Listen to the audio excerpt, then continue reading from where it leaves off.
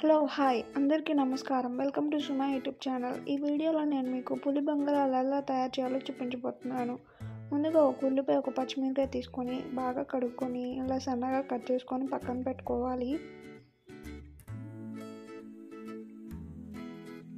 ఇవి పక్కన పెట్టుకొని తర్వాత ఒక 2 స్పూన్ల పచ్చిపప్పుని ఇలా నీళ్ళలో నానబెట్టుకొని పక్కన పెట్టుకోవాలి.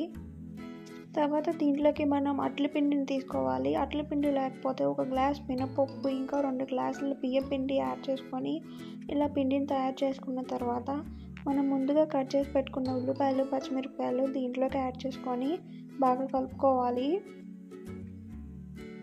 ఇలా ఉల్లిపాయలు, పచ్చిమిరపకాయలు యాడ్ చేసుకున్న తర్వాత దీంట్లోకి కొంచెం సాల్ట్ని యాడ్ చేసుకోవాలి. సాల్ట్ని కూడా యాడ్ చేసుకున్న తర్వాత మనం దీంట్లోకి కొంచెం పసుపు ఇంకా కొంచెం బేకింగ్ సోడాని యాడ్ చేసుకొని బాగా కలుపుకోవాలి.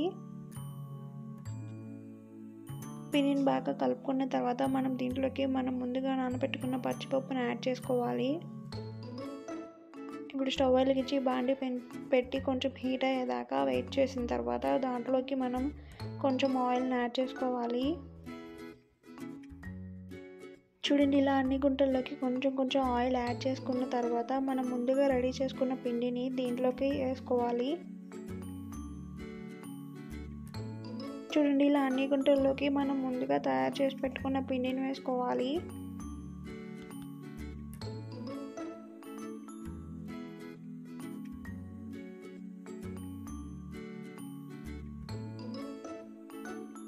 ఇలా మొత్తం అన్ని పునుగులు వేసేసుకున్న తర్వాత మనం దీనిపైన మూత పెట్టి ఒక 2 మినిట్స్ ఆగాలి.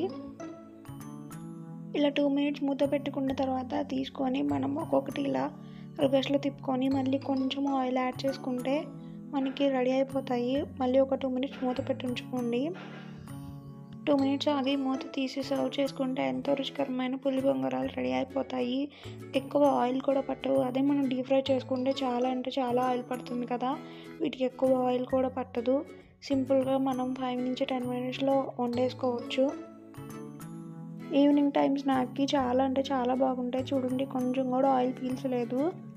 మనం ఇంట్లో ఉన్న ఇంగ్రీడియంట్స్తోనే స్పీడ్గా చేసేసుకోవచ్చు. ఒకసారి ట్రై చేసి చూడండి. ఈ వీడియో మీకు నచ్చినట్లయితే లైక్ చేయండి, షేర్ చేయండి, సబ్స్క్రైబ్ చేయండి. Thanks for watching.